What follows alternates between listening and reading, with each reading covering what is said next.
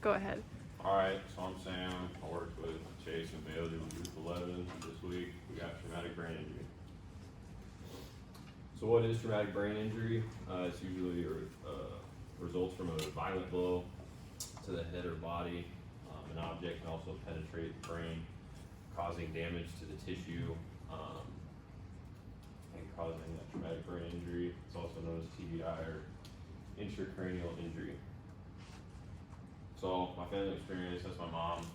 She got diagnosed with a traumatic brain injury about 4 years ago. She was actually in a car accident when I was in 6th grade, but they didn't find out she had a traumatic brain injury until later. They just said that she had a concussion, she had symptoms of a concussion, and then she healed. She had more other things like a fractured wrist, things like that.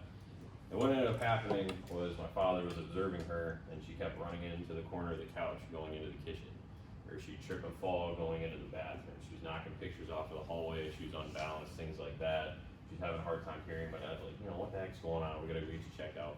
She had to go to 4 different doctors in Colorado before she finally got diagnosed with traumatic brain injury.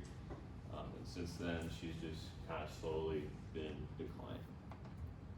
So, causes, we're looking like, again, things that are taking that violent blow to the head. So anything like a fall, if you're thinking you're falling, you might fall into a door, concrete curb, things like that. Vehicle collisions, that's what my mom was in a car accident. Hitting your head on the steering wheel maybe, the whiplash, things like that.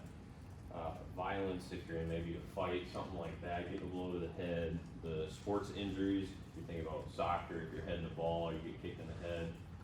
Football, lacrosse, head-to-head contact. And then explosive blasts and combat injuries. So if you're thinking you're in the military, and a big blast goes off, it's gonna affect you. So now we're going on to symptoms, a state of being dazed and confused and disoriented. A headache is possible, problems with your speech. That's something that has happened to my mom recently. She had a hard time talking. She'll be in the middle of a speech and she'll just start talking and she'll like pause and she won't remember what she says, or she'll have a slurred speech. Sleeping more than usual, that's something also that my mom has had recently within the past 2 years, is she'll fall asleep, 10, 11 o'clock, but she won't wake up till 9, and then she'll fall back asleep from like 4 till 8. Dizziness, loss of balance, shaking. So like I said, my mom was hitting like a ping ball machine off the walls, knocking pictures off the walls in the hallway. And then she has a really bad sense of shaking in her hand. She can't really write steadily anymore.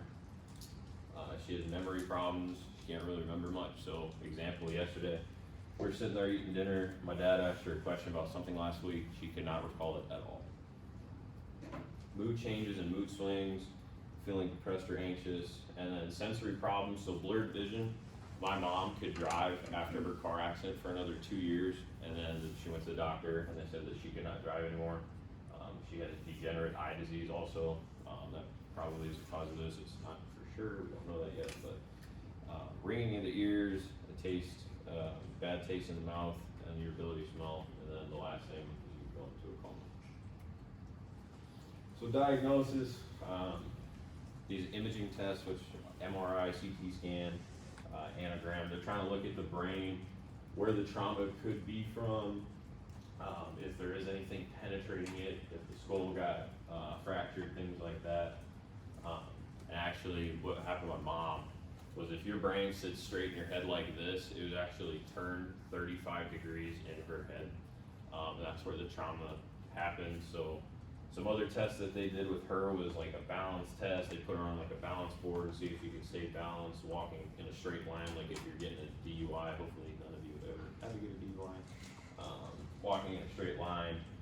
Then other things was like, I don't know if you guys ever remember, like as a kid, like the puzzle pieces and then they go in a certain spot, like the square goes in the square slot, triangle goes in the triangle slot. They also had to do that with her to see if her eyes and her cognitive skills were still there, if they're sore and disoriented. So surgery, they can do skull repair surgery, putting a plate in your head possibly if your skull is fractured into your brain, causing the traumatic brain injury. Surgical removal of blood clots, because you can get blood clots and we don't want you to get a stroke. That's obviously not a primo in the situation. Therapy, as you can see here, guy on a balance board trying to work on his balance, things like doing speech, something that they actually did with my mom. They put a laser on her head, and there's a big whiteboard like that, and there will be a word, and you have to find a word, or there will be an object, and you have to find the object. And then medications, just really trying to reduce swelling, pain, things like that, that are going on in the brain. So prognosis, TBI is the leading cause of deaths in the first 5 decades of your life. And it is gonna usually cause more than 50,000 deaths annually. And it's gonna be, disability is more than 40% in survivors in the United States. This can be a cause of vertigo, and then there is no cure for this, just only treatment to try to help. And then for your follow-up, many people, like my mom, you know, you just had a concussion or you just got your bell rung, as we know it in football and maybe other athletics. Don't think about that. If you still have symptoms after the fact, please go get checked out, see what they can do for you. And then keep getting treatment until they tell you, you know, there's nothing more that we can do. So I have my mom, I think it was within the past 2 years, she couldn't go to therapy anymore because there's nothing else that they could do for her. And then, just get checked out, keep taking your meds, do the right thing, and then also, I guess, just try not to get a bullet to the head. So, that's it. Thank you guys for listening.